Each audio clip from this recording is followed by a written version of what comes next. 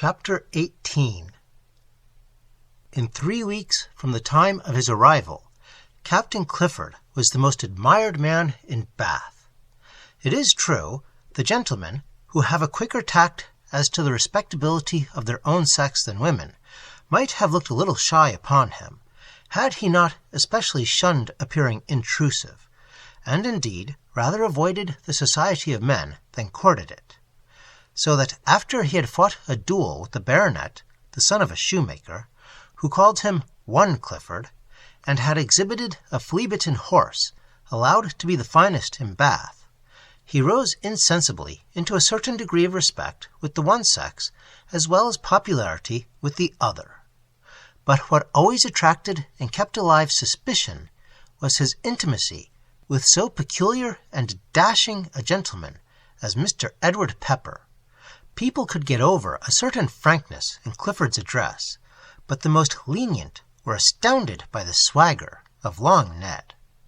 Clifford, however, not insensible to the ridicule attached to his acquaintance, soon managed to pursue his occupations alone. Nay, he took a lodging to himself, and left Long Ned and Augustus Tomlinson, the latter to operate as a check on the former, to the quiet enjoyment of the hairdresser's apartments. He himself attended all public gaieties, and his mien and his appearance of wealth which he maintained procured him access into several private circles which pretended to be exclusive, as if people who had daughters ever could be exclusive. Many were the kind looks, nor a few the inviting letters, which he received, and if his sole object had been to marry an heiress, he would have found no difficulty in attaining it. But he devoted himself entirely to Lucy Brandon, and to win one glance from her he would have to renounce all the heiresses in the kingdom. Most fortunately for him, Maleverer, whose health was easily deranged, had fallen ill the very day William Brandon left Bath, and his lordship was thus rendered unable to watch the movements of Lucy, and undermine or totally prevent the success of her lover.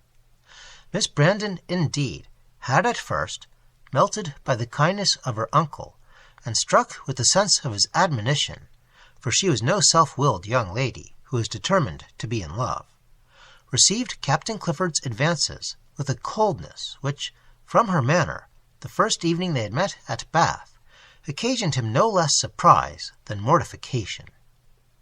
He retreated and recoiled on the squire, who, patient and bold as usual, was sequestered in his favourite corner. By accident, Clifford trod on the squire's gouty digital, and in apologizing for the offence, was so struck by the gentleman's good nature and peculiarity of expressing himself, that, without knowing who he was, he entered into conversation with him. There was an off-hand sort of liveliness and candour, not to say wit, about Clifford, which always had a charm for the elderly, who generally like frankness above all the cardinal virtues. The squire was exceedingly pleased with him. The acquaintance, once begun, was naturally continued without difficulty, when Clifford ascertained who was his new friend, and next morning, meeting in the pump-room, the squire asked Clifford to dinner. The entrée to the house thus gained, the rest was easy. Long before Maleverer recovered his health, the mischief effected by his rival was almost beyond redress, and the heart of the pure, the simple, the affectionate Lucy Brandon was more than half lost to the lawless and vagrant cavalier who officiates as the hero of this tale. One morning, Clifford and Augustus strolled out together. "Let us," said the latter, who was in a melancholy mood, "leave the busy streets and indulge in a philosophical conversation on the nature of man, while we are enjoying a little fresh air in the country." Clifford assented to the proposal, and the pair slowly sauntered up one of the hills that surrounded the city of Bladud. "There are certain moments," said Tomlinson, looking pensively down at his kerseymere gaiters, "when we are like the fox in the nursery rhyme. The fox had a wound, he could not tell where. We feel extremely unhappy, and we cannot tell why. A dark and sad melancholy grows over us. We shun the face of man, We wrap ourselves in our thoughts like silkworms. We mutter fag-ends of dismal songs. Tears come into our eyes. We recall all the misfortunes that have ever happened to us. We stoop in our gait and bury our hands in our breeches pockets. We say, "What is life? A stone to be shied into a horse-pond." We pine for some congenial heart, and we have an itching desire to talk prodigiously about ourselves. All other subjects seem weary, stale, and unprofitable. We feel as if a fly could knock us down, and are in a humor to fall in love and make a very sad piece of business of it. Yet with all this weakness we have, at these moments, a finer opinion of ourselves than we ever had before. We call our megrims the melancholy of a sublime soul. The yearnings of an indigestion we denominate yearnings after immortality, nay, sometimes a proof of the nature of the soul. May I find some biographer who understands such sensations well, and may he style those melting emotions the offspring of the poetical character, which in reality are the offspring of a mutton chop. "You jest pleasantly enough on your low spirits," said Clifford, "but I have a cause for mine." "What, then?" cried Tomlinson. "So much the easier is it to cure, then. The mind can cure the evils that spring from the mind. It is only a fool, and a quack, and a driveler, when it professes to heal the evils that spring from the body. My blue devils spring from the body. Consequently, my mind, which, as you know, is a particularly wise mind, wrestles not against them. Tell me frankly," renewed Augustus, after a pause, "do you ever repent? Do you ever think, if you had been a shop-boy with a white apron about your middle, that you would have been a happier and better member of society than you are now?" "Repent!" said Clifford fiercely, and his answer opened more of his secret heart, its motives, its reasonings, and its peculiarities than were often discernible. "Repent! That is the idlest word in our language. No, the moment I repent, that moment I reform. Never can it seem to me an atonement for crime merely to regret it. My mind would lead me not to regret it, but to repair. Repent? No, not yet. The older I grow, the more I see of men and of the callings of social life, the more I, an open knave, sicken at the glossed and covert dishonesties around. I acknowledge no allegiance to society. From my birth to this hour, I have received no single favor from its customs or its laws. Openly I war against it, and patiently will I meet its revenge. This may be crime, but it looks light in my eyes when I gaze around, and survey on all sides the masked traitors who acknowledge large debts to society, who profess to obey its laws, adore its institutions, and, above all, oh how righteously, attack all those who attack it, and who yet lie and cheat and defraud and peculate, publicly reaping all the comforts, privately filching all the profits. Repent? Of what? I come into the world friendless and poor. I find a body of laws hostile to the friendless and the poor. To those laws, hostile to me, then, I acknowledge hostility in my turn. Between us are the conditions of war. Let them expose a weakness. I insist on my right to seize the advantage. Let them defeat me, and I allow their right to destroy. Passion, said Augustus coolly, is the usual enemy of reason. In your case, it is the friend. The pair had now gained the summit of a hill which commanded a view of the city below. Here Augustus, who was a little short-winded, paused to recover his breath. As soon as he had done so, he pointed with his forefinger to the scene beneath, and said enthusiastically, "What a subject for contemplation!"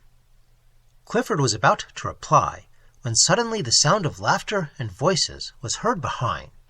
"Let us fly!" cried Augustus.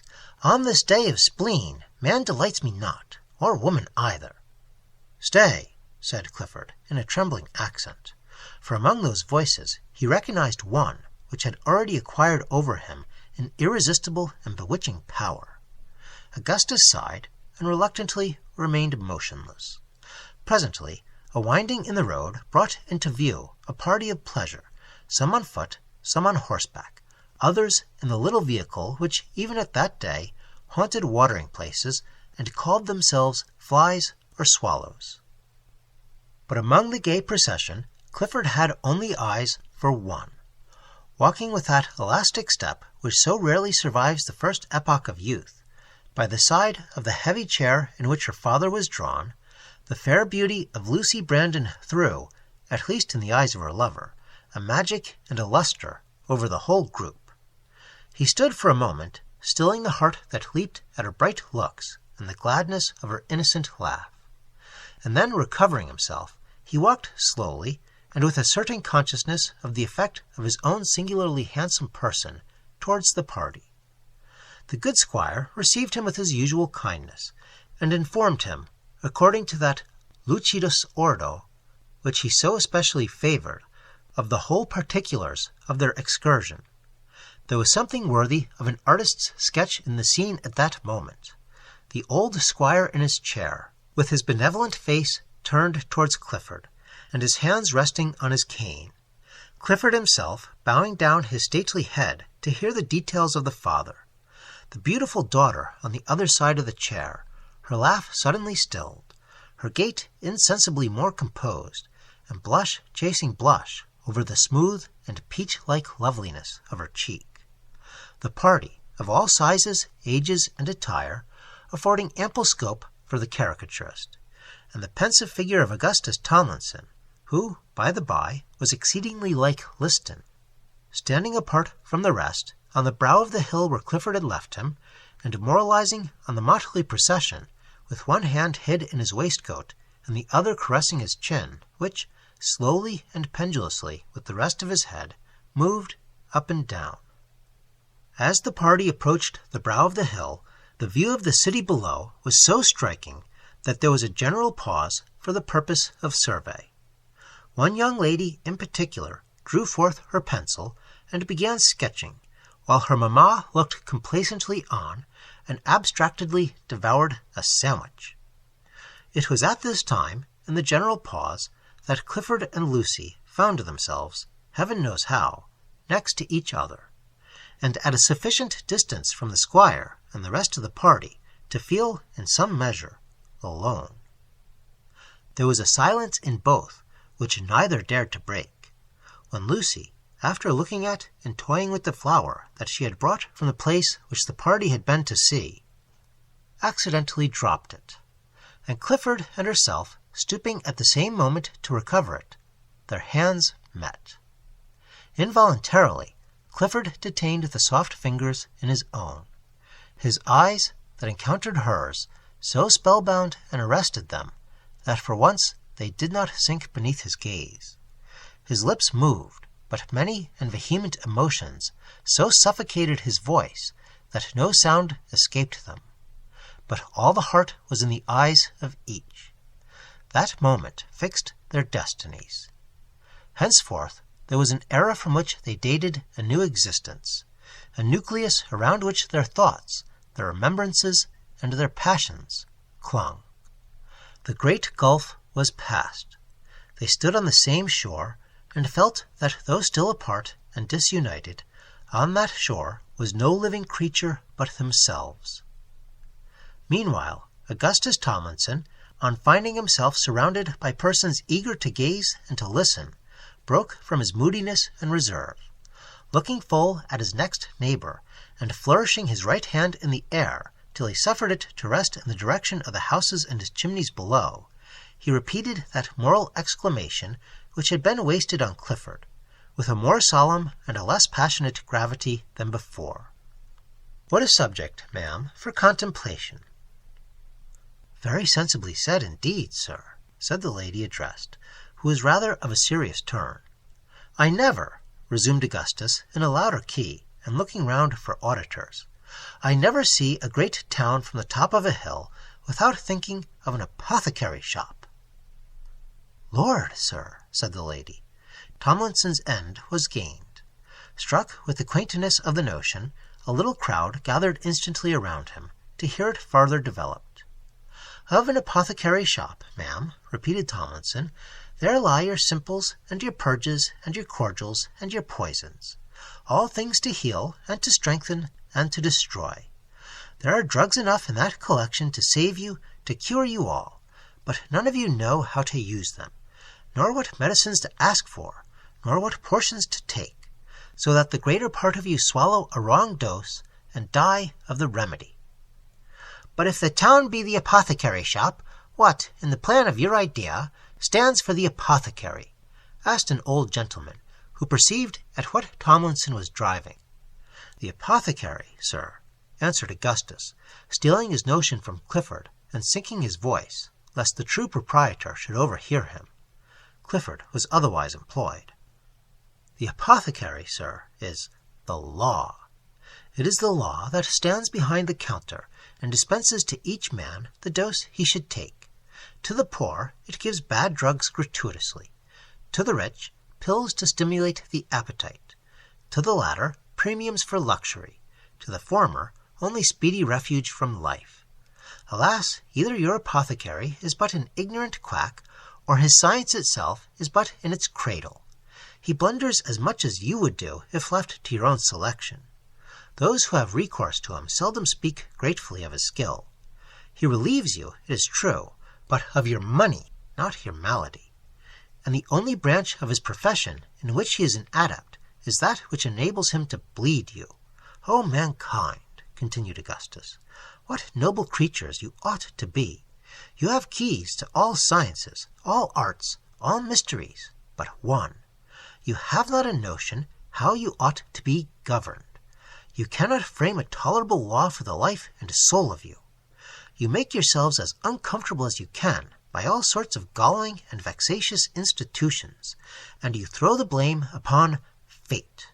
You lay down rules it is impossible to comprehend, much less obey, and you call each other monsters, because you cannot conquer the impossibility. You invent all sorts of vices, under pretense of making laws for preserving virtue, and the anomalous artificialities of conduct yourselves produce, you say you are born with. You make a machine by the perversest art you can think of, and you call it, with a sigh, human nature. With a host of good dispositions struggling at your breasts, you insist on libeling the Almighty, and declaring that He meant you to be wicked. Nay, you even call the man mischievous and seditious, who begs and implores you to be one jot better than you are. O mankind, you are like a nosegay bought at Covent Garden. The flowers are lovely, the scent delicious. Mark that glorious hue. Contemplate that bursting petal. How beautiful, how redolent of health, of nature, of the dew and breath and blessing of heaven are you all. But as for the dirty piece of string that ties you together, one would think you had picked it out of the kennel." So saying, Tomlinson turned on his heel, broke away from the crowd, and solemnly descended the hill. The party of pleasure slowly followed, and Clifford, receiving an invitation from the squire to partake of his family dinner, walked by the side of Lucy, and felt as if his spirit were drunk with the airs of Eden. A brother squire, who, among the gaieties of Bath, was almost as forlorn as Joseph Brandon himself, partook of the Lord of Warlock's hospitality. When the three gentlemen adjourned to the drawing-room, the two elder sat down to a game of backgammon, and Clifford was left to the undisturbed enjoyment of Lucy's conversation. She was sitting by the window when Clifford joined her. On the table by her side were scattered books, the charm of which, they were chiefly poetry, she had only of late learned to discover. There were also strewn various little masterpieces of female ingenuity, in which the fairy fingers of Lucy Brandon were especially formed to excel. The shades of evening were rapidly darkening over the empty streets, and in the sky, which was cloudless and transparently clear, the stars came gradually out one by one, until, as water does a sponge, so their soft light filled the void, hollow, universal air. Beautiful evening, if we, as well as Augustus Tomlinson, may indulge in an apostrophe. Beautiful evening. For thee all poets have had a song, and surrounded thee with rills and waterfalls, and dews and flowers, and sheep and bats, and melancholy and owls. Yet we must confess that to us, who in this very sentimental age are a bustling, worldly, hard-minded person, jostling our neighbours and thinking of the main chance, to us thou art never so charming as when we meet thee walking in the grey hood through the emptying streets and among the dying sounds of a city. We love to feel the stillness where all 2 hours back was clamour. We love to see the dingy abodes of trade and luxury, those restless patients of earth's constant fever, contrasted and canopied by a heaven full of purity and quietness and peace. We love to fill our thoughts with speculations on man, even though the man be the muffin man, rather than with inanimate objects, hills and streams, things to dream about, not to meditate on. Man is the subject of far nobler contemplation, of far more glowing hope, of a far purer and loftier vein of sentiment than all the floods and fells in the universe. And that, sweet evening, is one reason why we like that the earnest and tender thoughts thou excitest within us should be rather surrounded by the labours and tokens of our species than by sheep and bats and melancholy and owls. But whether, most blessed evening, thou delightest us in the country or in the town, thou equally dispossessed us to make and to feel love. Thou art the cause of more marriages and more divorces than any other time in the 24 hours. Eyes that were common eyes to us before, touched by thy enchanting and magic shadows, become inspired and preach to us of heaven. A softness settles on features that were harsh to us while the sun shone. A mellow light of love reposes on the complexion, which by day we would have steeped full fathom 5 in a sea of Mrs. Gowland's lotion. What, then, thou modest hypocrites, to those who already and deeply love, what, then, of danger and of paradise dost thou bring? Silent, and stilling the breath which heaved in both, quick and fitfully, Lucy and Clifford sat together. The streets were utterly deserted, and the loneliness, as they looked below, made them feel more intensely not only the emotions which swelled within them, but the undefined and electric sympathy which, in uniting them, divided them from the world. The quiet around was broken by a distant strain of rude music, and as it came nearer, 2 forms of no poetical order grew visible. The one was a poor blind man who was drawing from his flute tones in which the melancholy beauty of the air compensated for any deficiency. The deficiency was but slight, in the execution. A woman, much younger than the musician, and with something of beauty in her countenance, accompanied him, holding a tattered hat and looking wistfully up at the windows of the silent street. We said 2 forms. We did the injustice of forgetfulness to another, a rugged and simple friend, it is true, and one that both minstrel and wife had many and moving reasons to love. This was a little wiry terrier, with dark piercing eyes that glanced quickly and sagaciously in all quarters from beneath the shaggy covert that surrounded them. Slowly the animal moved onward, pulling gently against the string by which he was held, and by which he guided his master. Once his fidelity was tempted, another dog invited him to play. The poor terrier looked anxiously and doubtingly round, and then, uttering a low growl of denial, pursued the noiseless tenor of his way. The little procession stopped beneath the window where Lucy and Clifford sat, for the quick eye of the woman had perceived them, and she laid her hand on the blind man's arm and whispered him. He took the hint and changed his air into one of love. Clifford glanced at Lucy. Her cheek was dyed in blushes. The air was over, another succeeded. It was of the same kind. A third, the burden was still unaltered. And then Clifford threw into the street a piece of money, and the dog wagged his abridged and dwarfed tail, and darting forward, picked it up in his mouth. And the woman, she had a kind face, patted the officious friend even before she thanked the donor, and then she dropped the money with a cheering word or two into the blind man's pocket, and the three wanderers moved slowly on. Presently they came to a place where the street had been mended, and the stones lay scattered about. Here the woman no longer trusted to the dog's guidance, but anxiously hastened to the musician, and led him with evident tenderness and minute watchfulness over the rugged way. When they had passed the danger, the man stopped, and before he released the hand which had guided him, he pressed it gratefully, and then both the husband and the wife stooped down and caressed the dog. This little scene, one of those rough copies of the loveliness of human affections of which so many are scattered about the highways of the world, both the lovers had involuntarily watched. And now, as they withdrew their eyes, those eyes settled on each other. Lucy's swam in tears. "To be loved and tended by the one I love," said Clifford in a low voice. "I would walk blind and barefoot over the whole earth." Lucy sighed very gently, and placing her pretty hands, the one clasped over the other, upon her knee, looked down wistfully on them, but made no answer. Clifford drew his chair nearer, and gazed on her as she sat, the long dark eyelash drooping over her eyes, and contrasting the ivory lids, her delicate profile half turned from him, and borrowing a more touching beauty from the soft light that dwelt upon it, and her full, yet scarcely developed bosom, heaving at thoughts which she did not analyze, but was content to feel at once vague and delicious. He gazed, and his lips trembled. He longed to speak.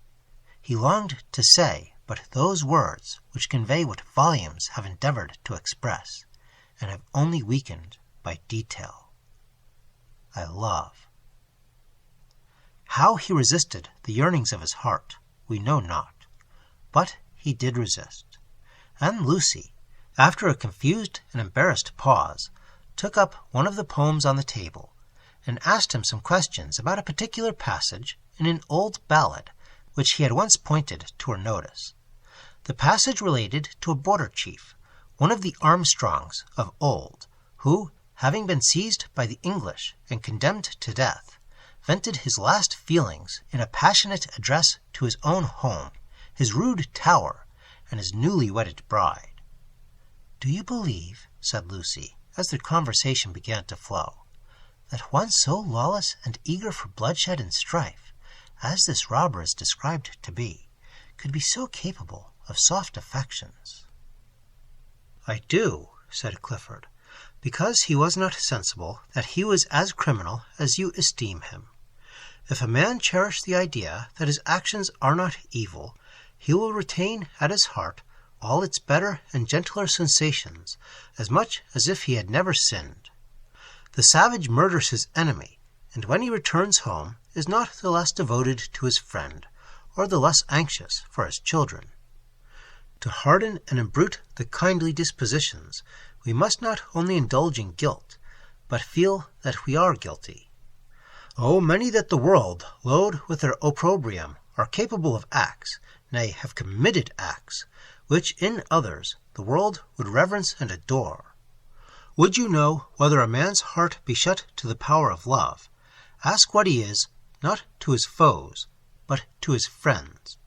Crime, too," continued Clifford, speaking fast and vehemently, while his eyes flashed and the dark blood rushed to his cheek. "Crime! What is crime? Men embody their worst prejudices, their most evil passions, in a heterogeneous and contradictory code, and whatever breaks this code they term a crime. When they make no distinction in the penalty, that is to say, in the estimation, awarded both to murder and to a petty theft imposed on the weak will by famine, we ask nothing else to convince us that they are ignorant of the very nature of guilt, and that they make up in ferocity for the want of wisdom." Lucy looked in alarm at the animated and fiery countenance of the speaker. Clifford recovered himself after a moment's pause, and rose from his seat, with the gay and frank laugh which made one of his peculiar characteristics. "There is a singularity in politics, Miss Brandon," said he, "which I dare say you have often observed, namely, that those who are the least important are always most noisy, and that the chief people who lose their temper are those who have nothing to gain in return." As Clifford spoke, the doors were thrown open, and some visitors to Miss Brandon were announced. The good squire was still immersed in the vicissitudes of his game, and the sole task of receiving and entertaining the company, as the chambermaids have it, fell, as usual, upon Lucy.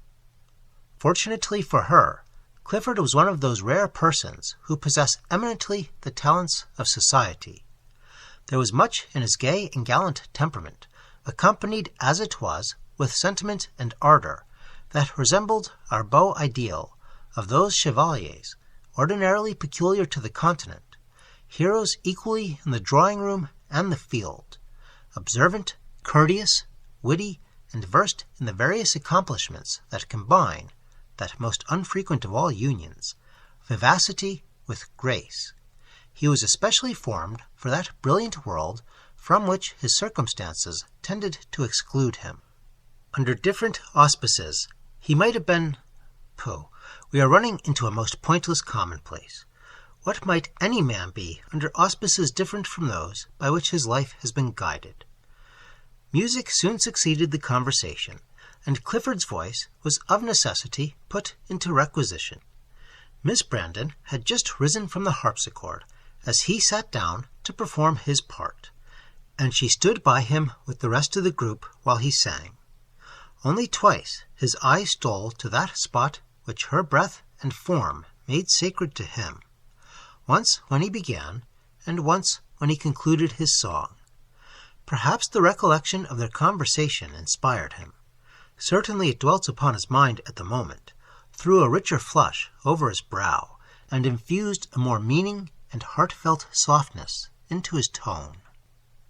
"When I leave thee, oh, ask not the world what that heart which adores thee to others may be.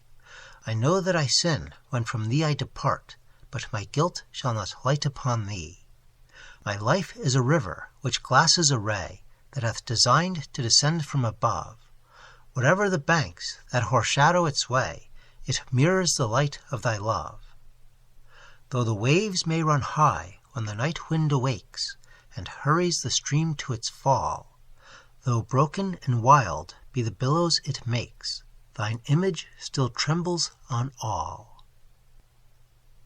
While this ominous love between Clifford and Lucy was thus finding fresh food in every interview and every opportunity, the unfortunate Maleverer, firmly persuaded that his complaint was a relapse of what he termed the warlock dyspepsia, was waging dire war with the remains of the beef and pudding, which he tearfully assured his physicians were lurking in his constitution. As Maleverer, though complacent, like most men of unmistakable rank, to all his acquaintances, whatever might be their grade, possessed but very few friends intimate enough to enter his sick chamber, and none of that few were at Bath, it will readily be perceived that he was in blissful ignorance of the growing fortunes of his rival. And to say the exact truth, illness, which makes a man's thought turn very much upon himself, banished many of the most tender ideas usually floating in his mind around the image of Lucy Brandon. His pill superseded his passion, and he felt that there are draughts in the world more powerful in their effects than those in the phials of Alcidanis.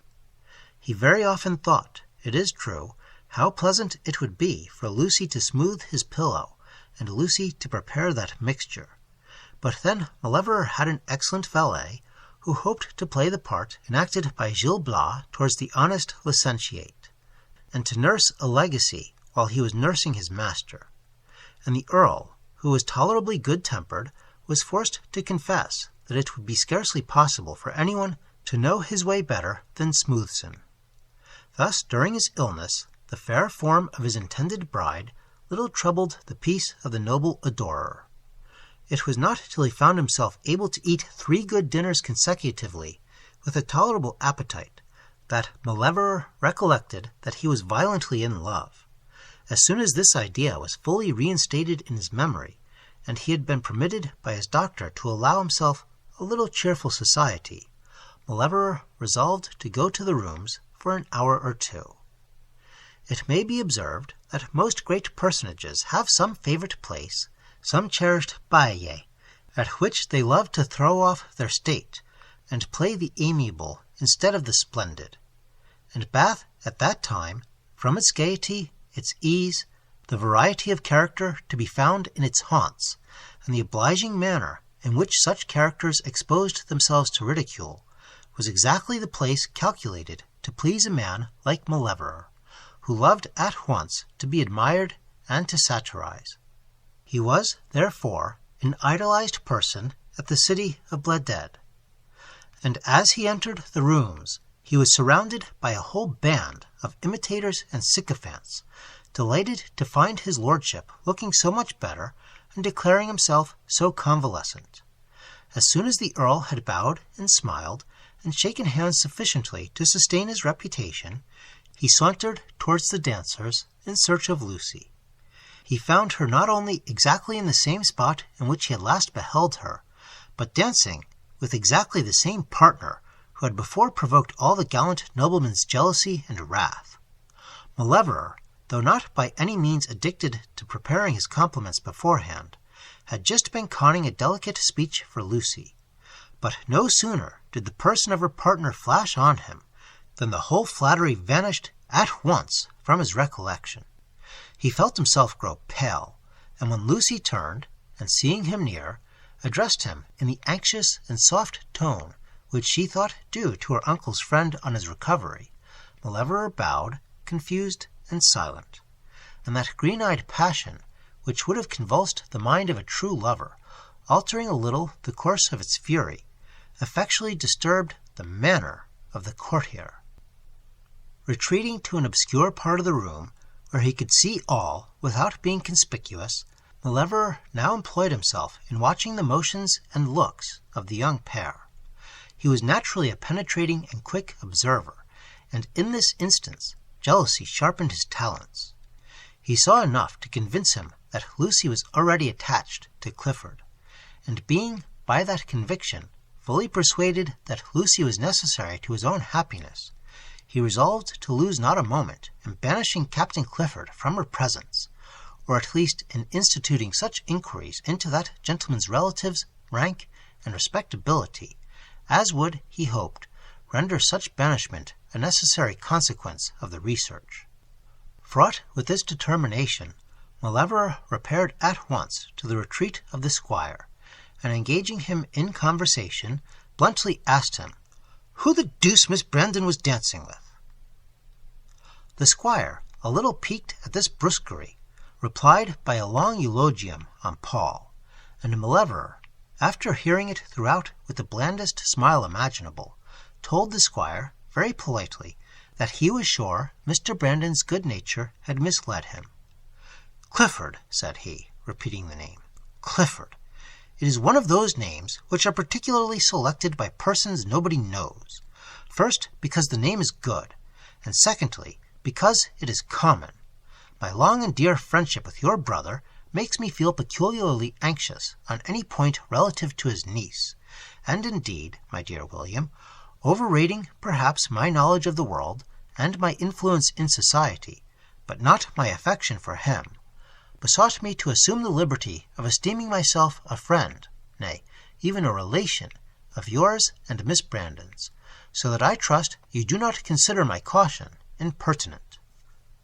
The flattered squire assured him that he was particularly honored, so far from deeming his lordship, which never could be the case with people so distinguished as his lordship was, especially, impertinent. Lord Malever, encouraged by this speech, artfully renewed and succeeded, if not in convincing the squire that the handsome captain was a suspicious character, at least in persuading him that common prudence required that he should find out exactly who the handsome captain was, especially as he was in the habit of dining with the squire thrice a week, and dancing with Lucy every night. "See," said Malever, He approaches you now. I will retreat to the chair by the fireplace, and you shall cross-examine him. I have no doubt you will do it with the utmost delicacy." So saying, Malevorer took possession of a seat where he was not absolutely beyond hearing, slightly deaf as he was, of the ensuing colloquy, though the position of his seat screened him from sight. Malevorer was esteemed a man of the most punctilious honor in private life, and he would not have been seen in the act of listening to other people's conversations for the world. Hemming with an air, and resettling himself as Clifford approached, the squire thus skilfully commenced the attack. "Aha, my good Captain Clifford, and how do you do? I saw you, and I am very glad, my friend, as everyone else is, to see you, at a distance. And where have you left my daughter?" "Miss Brandon is dancing with Mr. Muskwell, sir," answered Clifford. "Oh, she is. Mr. Muskwell. Humph. Good family, the Muskvilles. Came from Primrose Hall. Pray, Captain, not that I want to know for my own sake, for I am a strange odd person, I believe, and I am thoroughly convinced, some people are censorious, and others, thank God, are not, of your respectability. What family do you come from? You won't think my caution impertinent," added the shrewd old gentleman, borrowing that phrase which he thought so friendly in the mouth of Lord Malevorer. Clifford colored for a moment, but replied with a quiet archness of look. "Family? Oh, my dear sir, I come from an old family, a very old family indeed." "So I always thought. And in what part of the world?" "Scotland, sir. All our family come from Scotland, namely, all who live long do. The rest die young." "Aye, particular air does agree with particular constitutions. I, for instance, could not live in all countries, not, you take me, in the north." "Few honest men can live there," said Clifford dryly. "And," resumed the squire, a little embarrassed by the nature of his task, and the cool assurance of his young friend, "and pray, Captain Clifford, what regiment do you belong to?" "Regiment? Oh, the Rifles," answered Clifford. "Deuces in me," muttered he, "if I can resist a jest, though I break my neck over it." "A very gallant body of men," said the squire. "No doubt of that, sir," rejoined Clifford. "And do you think, Captain Clifford," renewed the squire, "that it is a good corps for getting on?" "It is rather a bad one for getting off," muttered the captain, and then aloud, "Why, we have not much interest at court, sir." "Oh, but then there is a wider scope, as my brother the lawyer says, and no man knows better, for merit. I dare say you have seen many a man elevated from the ranks." "Nothing more common, sir, than such elevation, and so great is the virtue of our corps that I have also known not a few willing to transfer the honor to their comrades." "You don't say so!" exclaimed the squire, opening his eyes at such disinterested magnanimity. "But," said Clifford, who began to believe he might carry the equivoque too far, and who thought, despite of his jesting, that it was possible to strike out a more agreeable vein of conversation, "but, sir, if you remember, you have not yet finished that youthful hunting adventure of yours, when the hounds were lost at Burnham Copse."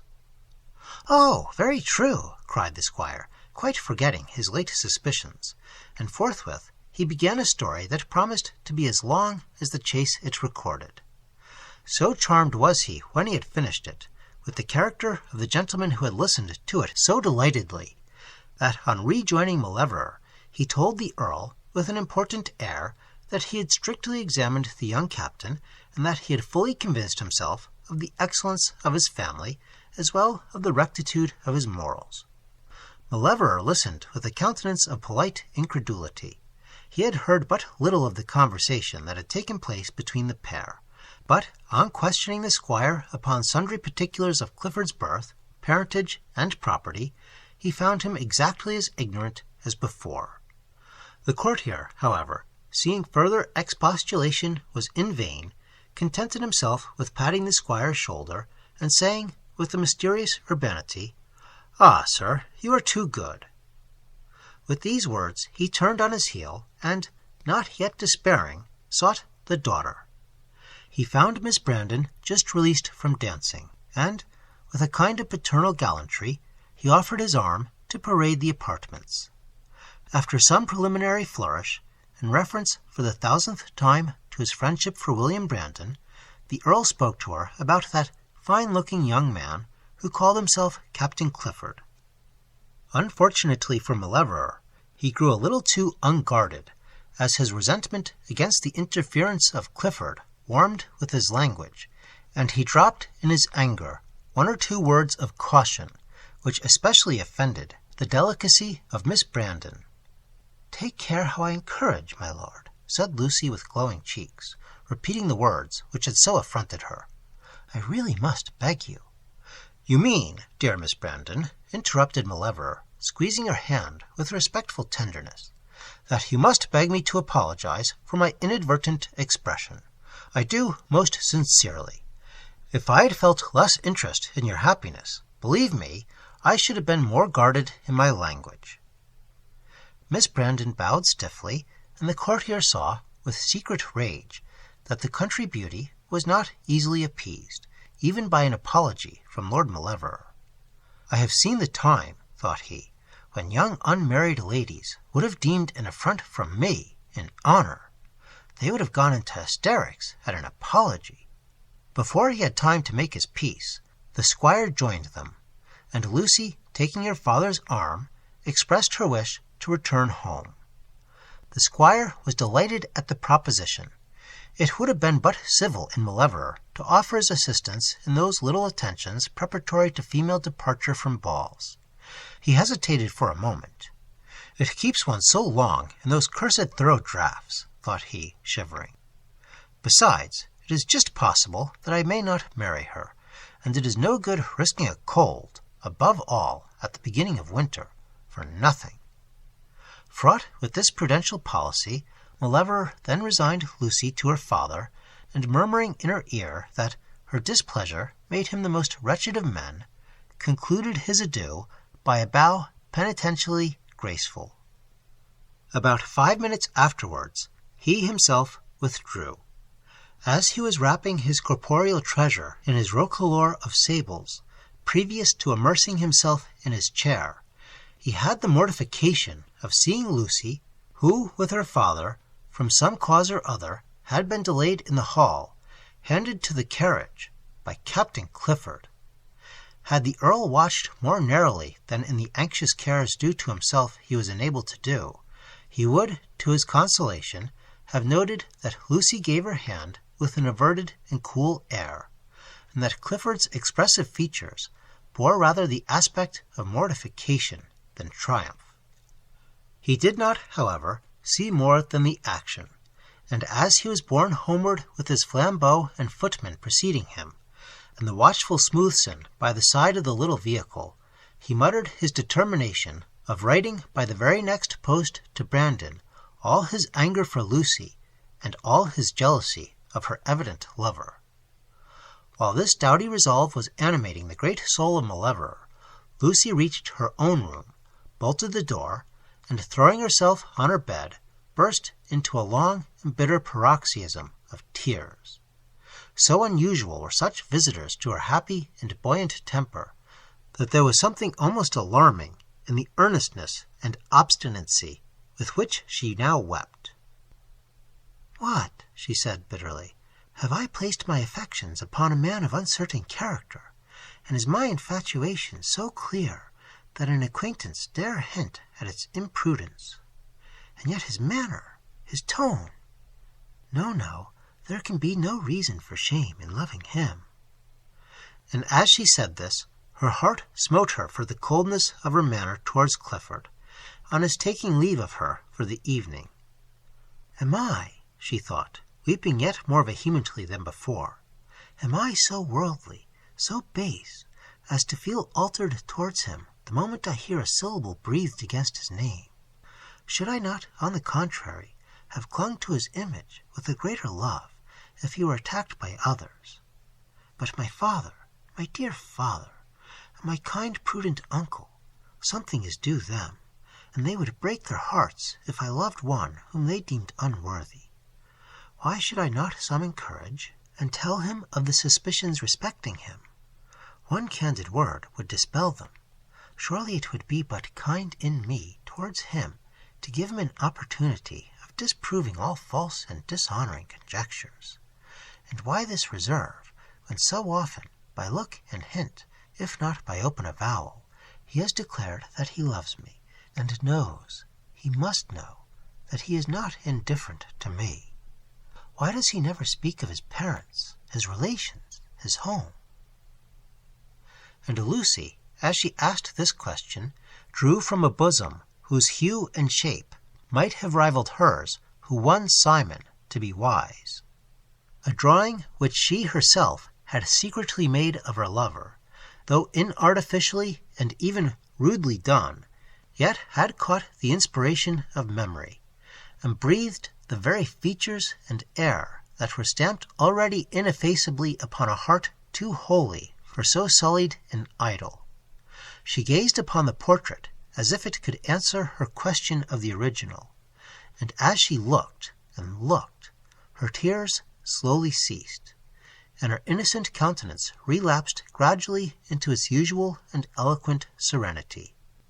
Never, perhaps, could Lucy's own portrait have been taken at a more favorable moment. The unconscious grace of her attitude, her dress loosened, the modest and youthful voluptuousness of her beauty, the tender cheek to which the virgin bloom vanished for a while, was now all glowingly returning.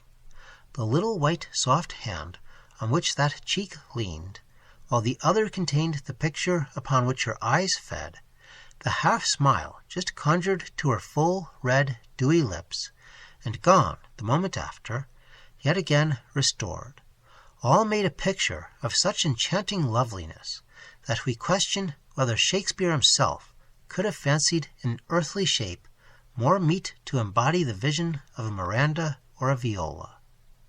The quiet and maiden neatness of the apartment gave effect to the charm, and there was a poetry even in the snowy furniture of the bed.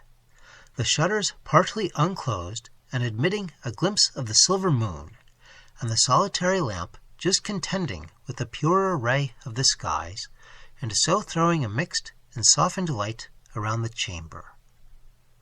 She was yet gazing on the drawing when a faint stream of music stole through the air beneath her window, and it gradually rose till the sound of a guitar became distinct and clear, suiting with, not disturbing, the moonlit stillness of the night. The gallantry and romance of a former day, though at the time of our story subsiding, were not quite dispelled, and nightly serenades under the casements of a distinguished beauty were by no means of unfrequent occurrence. But Lucy, as the music floated upon her ear, blushed deeper and deeper, as if it had a dearer source to her heart than ordinary gallantry, and raising herself on one arm from her incumbent position, she leaned forward to catch the sound with a greater and more unerring certainty. After a prelude of some moments, a clear and sweet voice accompanied the instrument, and the words of the song were as follows. There is a world where every night my spirit meets and walks with thine, and hopes I dare not tell thee light, like stars of love, that world of mine. Sleep to the waking world my heart hath now methinks a stranger grown. Ah, sleep, that I may feel thou art within one world that is my own. As the music died away, Lucy sank back once more, and the drawing which she held was pressed, with cheeks glowing, though unseen at the act, to her lips. And though the character of her lover was uncleared, though she herself had come to no distinct resolution even to inform him of the rumors against his name, yet so easily restored was her trust in him, and so soothing the very thought of his vigilance and his love, that before an hour had passed, her eyes were closed in sleep. The drawing was laid as a spell against grief under her pillow, and in her dreams she murmured his name, and unconscious of reality and the future, smiled tenderly as she did so.